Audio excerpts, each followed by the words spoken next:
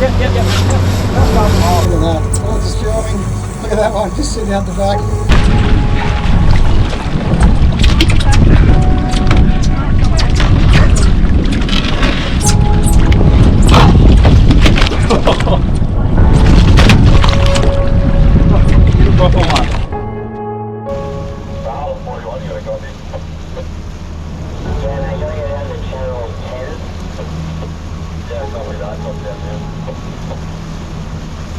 There is something very special about going to sea. That anticipation, because you never know what you're going to encounter. Could be a tuna, just a small schoolie, or it could be a jumbo. Always that hope that you're going to see a monster. And that's what keeps us going back time and time again. And the moment you set the lures, it's game on. That's exactly what happened this day. We're out with Ethan, we got him doing the winding for the day, and the plan was to film the release of a big tuna for Fish Forever Season 2. However, as always the case, things don't quite go to plan.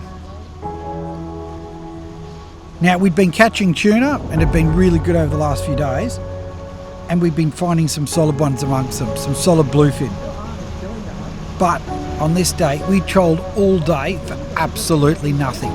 We did not see a single fish. We didn't mark one, we didn't even see a splash. Well, it's late afternoon and I'm up on the side now with bluefin.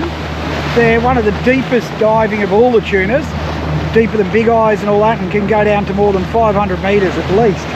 So we've been looking all day, haven't seen them, but this late afternoon is prime time when they come up to feed, so we mightn't even seen them, but we're working that same area, seen a few gannets, little prions, all the right birds. Temperature's good, we haven't marked a lot of bait, but enough bait to keep us interested. So we just keep looking and getting up on the side now. All I'm looking for is that splash. If I can see that, that means we are on and we can race straight into them. But we're coming into that prime time, late afternoon. 3 till 4:30 is gold in the winter. And if you're not up on the side looking, we might just miss them. So, just keep looking.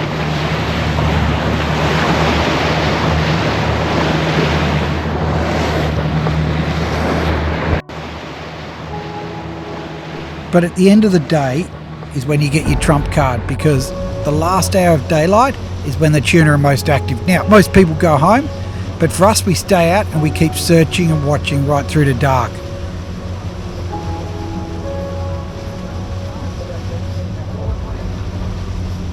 And it goes from nothing to everything in a millisecond.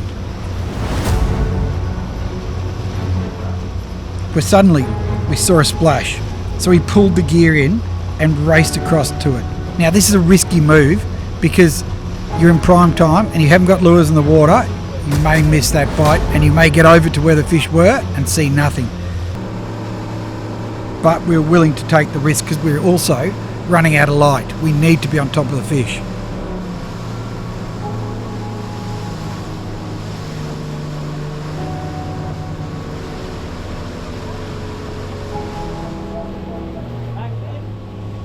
We only put 2 lures out, the new Laser Pro 210 and a Max.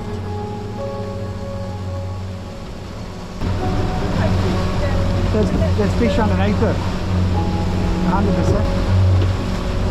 Yep. And they both went off immediately.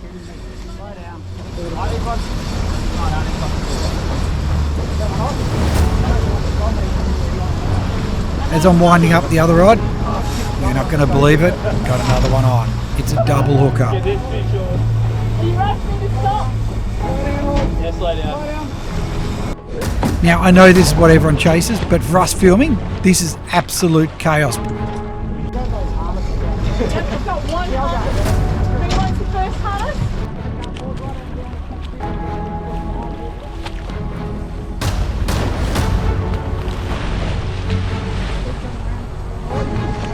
Now, Auds is filming, we've got to drive on the fish, and plus we can't fight 2 fish with only 3 of us on board. So the rod goes back in the rod holder, and I go to work on the wheel. Al and I are used to swapping roles throughout a fight, especially when there's only 3 of us on board. ready to go. Go forward a bit more. I'll leave this one out Do the you want back. to came down or you Straight head. I'll go for yours, you can film. yeah, keep it that angle. It's not unusual for us to go from driving to filming to decking. Am I all right out of there at the moment? I'm just going to... Go forward. Forward more.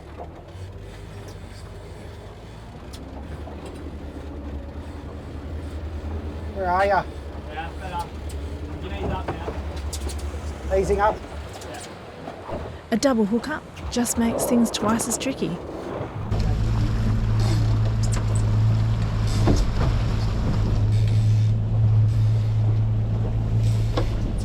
you want me to hand the water as well? I reckon we can get close to this one.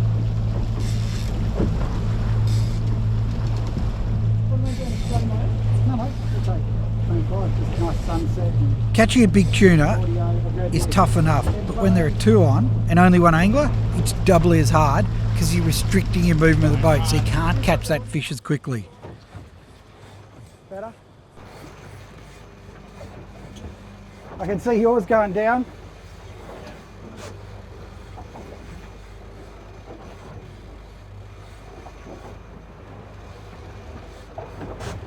Doubled up.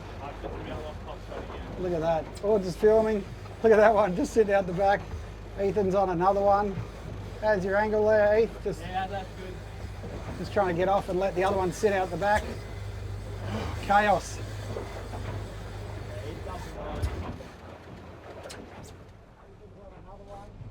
How's your angle there, Heath?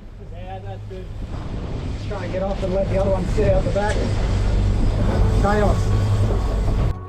Just going to try and come around a bit for you there.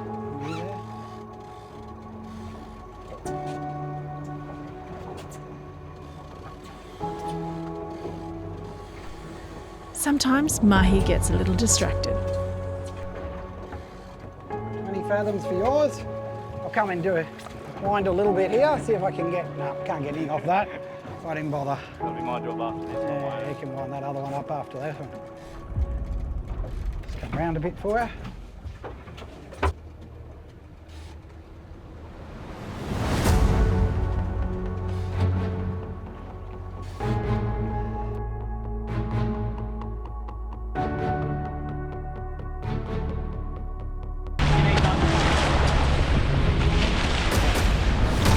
So the fight's progressing, working well, the other fish are staying out the back, everything's going to plan.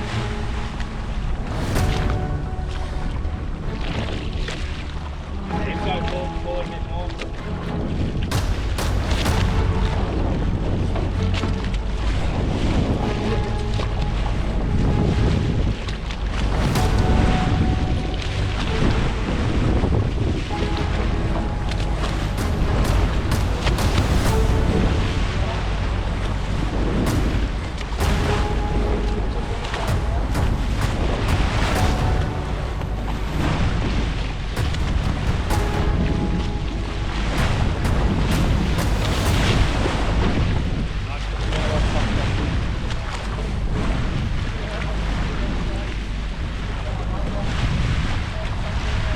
Yeah, that's good.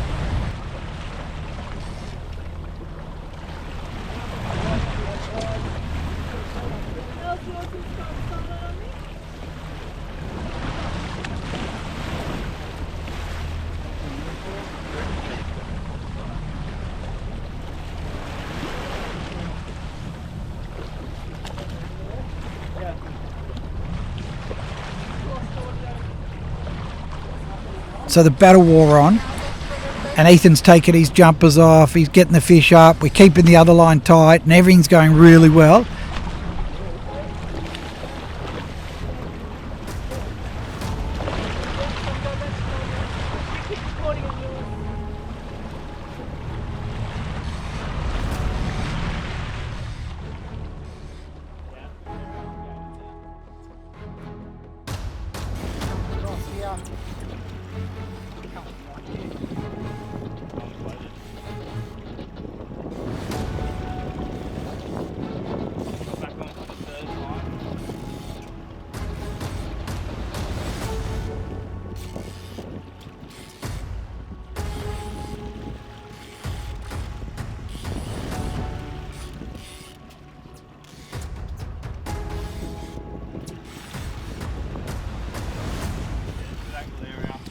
So everything's going well.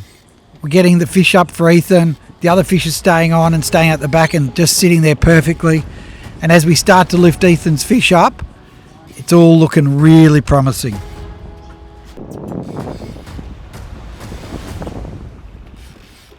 Yeah, I got colour.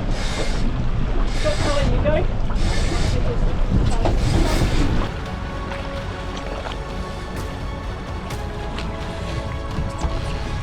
Good there, just swimming perfect. That's got And now we're starting to bring it up, and finally we get colour, and it's a proper fish. It's a real jumbo bluefin. And then realise our deepest fear, it's deep hooked. Now this is a massive problem for us because we're not able to release this fish safely with two massive 8-0 hooks down its throat. It's not safe for the fish, it's not safe for us. So suddenly our catch and release shoot for the show for Fish Forever has disappeared, and now we're turning this fish into dinner.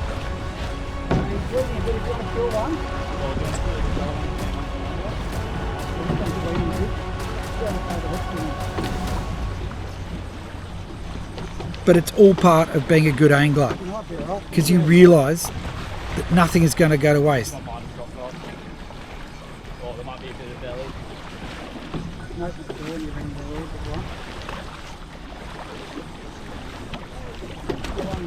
I think this one might have dropped off. You want a gap?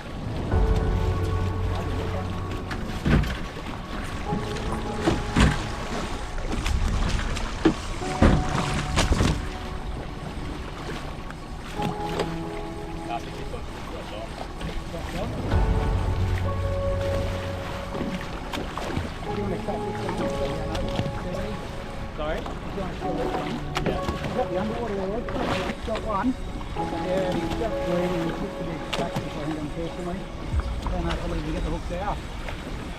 This fish has swallowed the hook down so far that we've just got no chance of getting the lure out. Not safely anyway. You can't get it out safely for the angler or for the fish. So unfortunately, this fish is going on the menu. And this is just a reality of fishing. You've got to be smart, and there are certain fish that aren't going to survive, but nothing goes to waste. This whole fish will be processed and eaten for dinner, breakfast, lunch, everything, and entrees.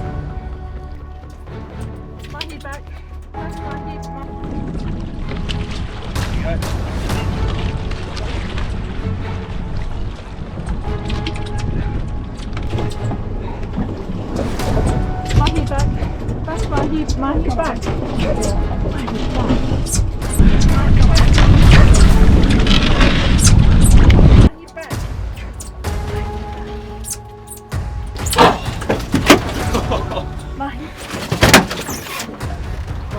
Proper one. That is a nice one. Well done, mate. Well done. I'm trying to let you go, you silly bloody fish. You're going to swim free. You're the luckiest fish ever. But it's still frustrating because we can't do all that effort to let this fish go and do it for the shoot, and we can't do it. And I want nothing more than to see this fish swim away, because now the hard part starts.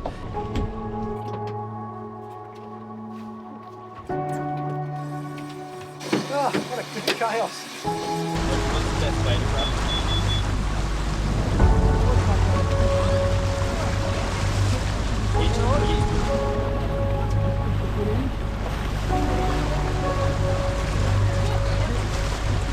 And it's all the processing, the cleaning and the photo taking.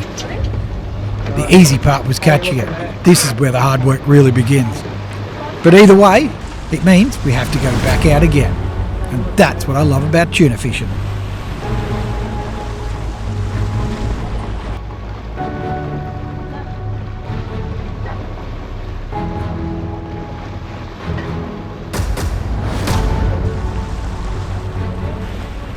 Al and I work together 24/7. And we love what we do.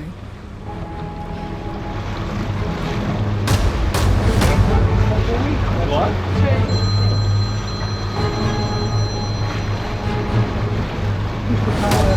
Just see how that goes. That's it. We should see my forward and go.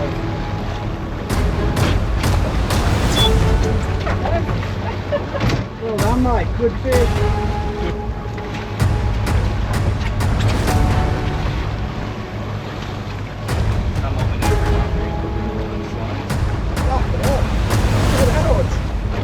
I know, it's incredible, isn't it?